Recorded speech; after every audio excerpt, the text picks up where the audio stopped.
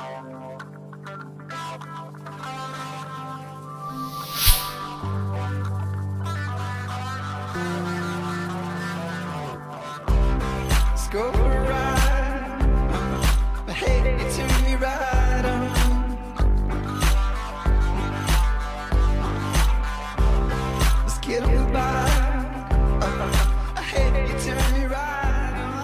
moi c'est Fatima, donc j'ai 30 ans.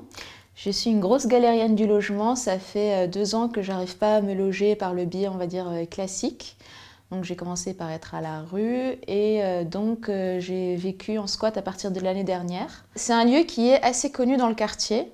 Il y a beaucoup d'associations de logement qui protestaient depuis 3 ans du fait qu'il n'était pas utilisé. C'est un hôtel qui n'a jamais servi. Il y a une loi de réquisition en France qui permet de réquisitionner des logements vides. C'est-à-dire qu'un propriétaire ne peut pas complètement tout faire avec son logement. Il ne peut pas, par exemple, l'abandonner. D'ailleurs, Cécile Duflot avait dit qu'elle allait réquisitionner des bâtiments. On attend toujours. À Paris, c'est pas fait. Alors qu'à côté de ça, il y a des centaines et des centaines de mètres carrés vides parce que les propriétaires préfèrent spéculer dessus ou parce que les loyers sont beaucoup trop chers, surtout qu'on est vraiment la génération des contrats précaires à temps partiel, des CDD qui n'en finissent pas, des intérims. Et ben on sait qu'avec les salaires aujourd'hui, il y a un véritable clivage entre le coût du logement et ce que nous rapportent nos métiers quand on a la chance de travailler. Et donc c'est pour ça qu'on voulait vraiment que ce soit un lieu engagé, ouvert, revendicateur. Et bon, les squats finissent a priori toujours par des expulsions, mais ça nous permet aussi aux personnes qui sont dedans de redemander notre relogement. Nous, on a tous déposé par exemple une demande de logement social, donc c'est ce genre de compromis qui nous permet après de négocier des relogements.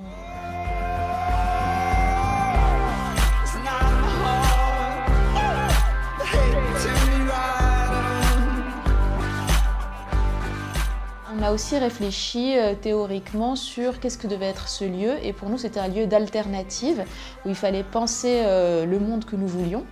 Et c'est pour ça qu'on s'est appelé le collectif du bonheur. Pour nous, 3 thématiques importantes étaient là pour l'épanouissement de l'humanité: l'art, le féminisme et l'écologie. Nous sommes aussi très inquiets par tous les scandales qu'il y a eu sur la malbouffe. Donc on a lancé une AMAP, on distribue des paniers bio. C'est pour ça qu'on est le Safe Squat artistique féministe écolo. On s'est dit que nous, on allait habiter à partir du 2e étage et pour vraiment rendre aussi service aux autres, les 3 salles qui sont au 1er étage sont ouvertes aux personnes qui ont envie de se réunir sur que des assos progressistes, bien sûr. La Manif pour tous peut toujours se cogner la tête contre notre porte, elle ne sera pas la bienvenue.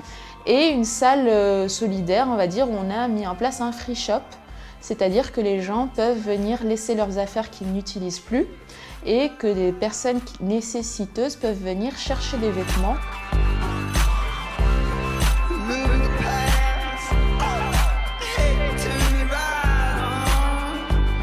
À force de galérer, un beau jour, on a eu marre et c'était la seule opportunité que j'avais à ce moment-là, c'était le métro. Et je me suis dit, ici, il y a une fenêtre qui est ouverte, on y va. Au final, nous, on est tous travailleurs, on est tous précaires. Et donc, on se débrouille, comme on a toujours fait. Et finalement, on a été assez surpris de la réaction des voisins, qui sont très contents qu'on vienne s'installer. Parce qu'eux-mêmes, connaissant la situation du logement à Paris, se désespéraient de voir cet immeuble qui était vide. Les gens ne sont pas stupides. Ils voient bien qu'ici ou là, il y a des opportunités pour finalement les gens modestes de pouvoir être logés et que la volonté politique n'est pas derrière. Et donc, ils ont été assez contents finalement qu'on prenne l'initiative citoyenne de venir nous installer ici et de leur proposer un projet associatif dans l'alternative. Même si nous, on est logés ailleurs, c'est important dans cette bataille dont on a payé les frais, c'est pour ça qu'on s'est retrouvés à la rue, de porter des revendications. Et nous, donc, si c'est pour transformer cet endroit en entreprise ou je sais pas quoi, c'est sûr qu'on essaiera quand même de se battre pour que ça devienne un logement social. Les personnes doivent vraiment prendre conscience qu'il y a de plus en plus de SDF, de moins en moins de logements. D'ailleurs, moi, je suis militante féministe et je peux vous dire qu'il y a une carence énorme en logement pour les femmes victimes de violences. Et même, on voit maintenant dans la rue des travailleurs, des personnes qui ont un métier, mais ce qu'elles gagnent ne peut pas leur ramener un logement ou même ne remplissent pas les conditions pour avoir un logement. Donc, je pense que les gens, petit à petit, avec l'approfondissement, hélas, de la crise, vont se rendre compte que non, on n'est pas des enfants gâtés qui veulent squatter. On est symptomatique d'un vrai mal aujourd'hui à Paris.